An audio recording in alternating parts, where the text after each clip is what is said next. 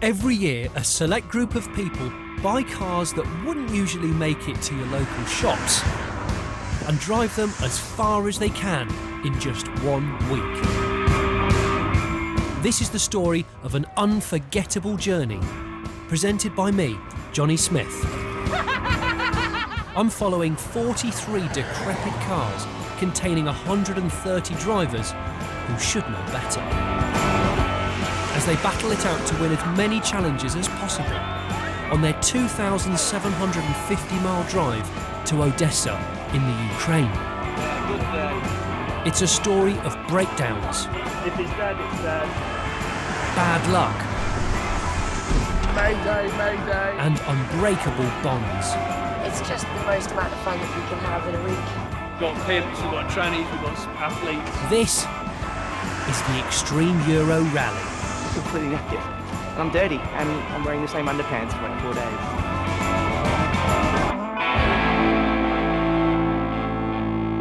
Day number 4 of the Extreme Euro Rally. Now this is where things start to get, should we say, a little bit less predictable. As the competitors have just finished sleeping the night on a ferry, we are now in Albania, destination Macedonia.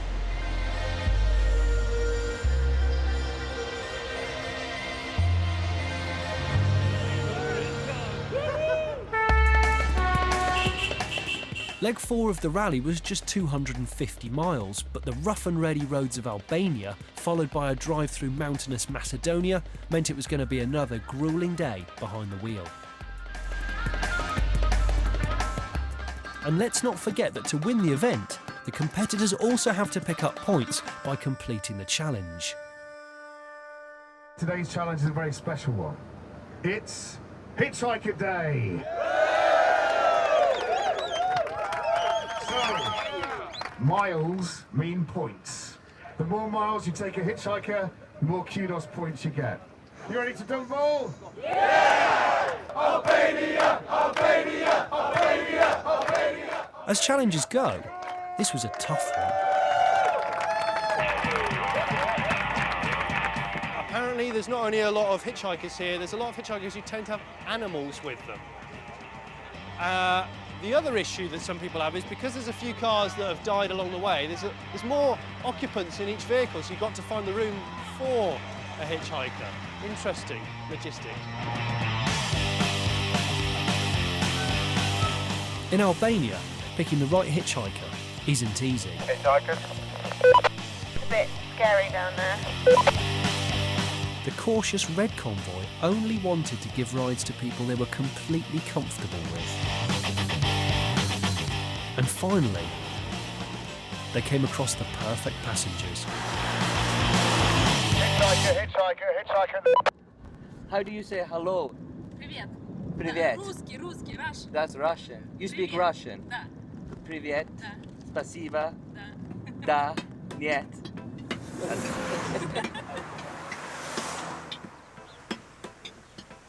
At the next fuel stop, I decided to hitch a lift with one of the most impressive rides on the rally. A long wheelbase Volvo that had been lovingly transformed from a funeral car into a typically British narrowboat. It was going to be broken and we saved it for one last journey. So we decided the inside of it had seen a lot of sorrow, we'd make a party boat out of it, so it'd have one last happy journey. Complete with working fridge, hi-fi, glass holders. We're looking through portholes, they're not windows anymore, they're portholes of course. And the locals are finding it quite interesting. I wanted to do a boat last year, I was overruled by these guys, so this year I got him really drunk and then asked if he wanted to do a boat, drew a little picture, and we all decided it was a great idea. And this was not done overnight, was it? No, it was done over lots of nights, late nights, 2 in the morning, I think for lots of stressing and bickering. We actually did everything we wanted to do though, so we were quite happy at the end of it.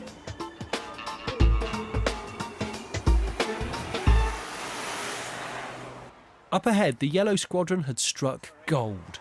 Having made it into Macedonia first, they found a hitchhiker who wanted a lift all the way to the capital. Yeah, Gold service with us. Which one? Welcome. You are. The student was about to be treated like royalty for the next 80 miles. I'm Amy. Hi, Vina. Hi, Vina. I'm Claire. Where do you want us to take you to? Scorpio. Okay.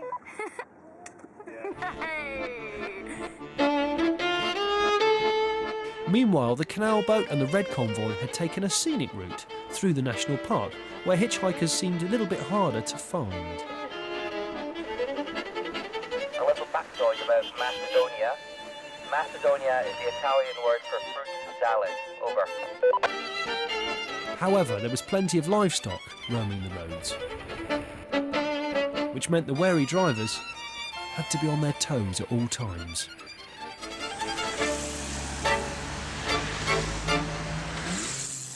Hey, just pull over a sec, guys.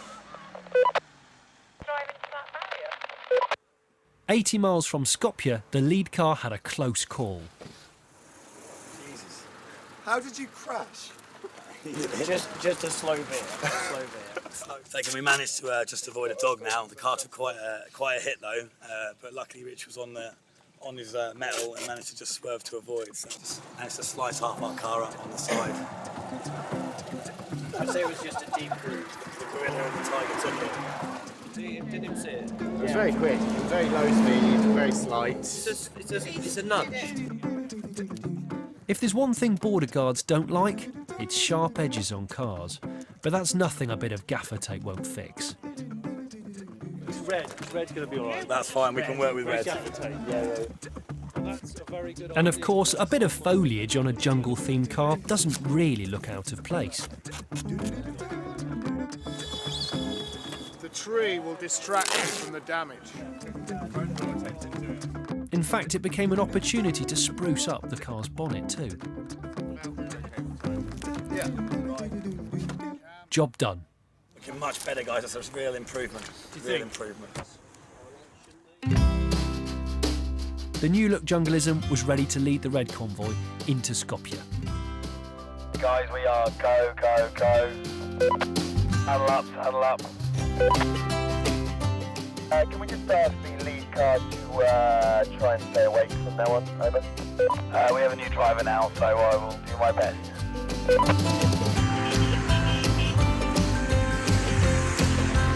But just as the red squadron got back on track, there was a problem with a narrowboat. Our car is making a quite bad smell. We need to pull over and see what it is. Quite bad smell generally. Over. At the petrol station, the boat's architect looked worried. Tom, what's the problem then? We're getting really hot brakes, so I'm just going to try and jack it up, put it in neutral and try and spin the wheel to see if the caliper's freeing off. I think we'll be all right. I really want the barge to make it. The barge has to make it. I'm going to go out of my way to make sure this car arrives. Can someone keep an eye on that jack and see if it starts moving? It's amazing what you can get done when no one speaks the same language. You good? The fear was that the brakes could have melted, meaning certain death for the boat. Fine. Guys, it's all right. Really? It's just Alper's driving. It is just Alper's driving. It really is. He trail braking everywhere. He's just a nightmare. Has he ever driven an automatic? He's got an automatic. Oh, has he? Yeah. Luckily, it was just a case of over-enthusiastic braking from the driver of the barge. Just keep your distance from the person in front and just coast a bit more. I should think there's quite a lot of drag on this when you back off the throttle. It sort of brakes itself to a certain extent. Remember, boats don't actually have brakes. They just put it into reverse, don't they? Yeah, I wouldn't do that.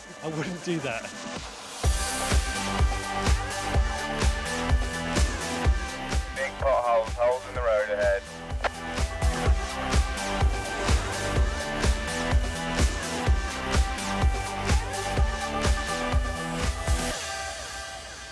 Once again, it was another late finish for the Dumballers, but for the first time, every car that set off finished the leg. That called for a bit of a celebration. Especially for the teams who picked up hitchhikers along the way.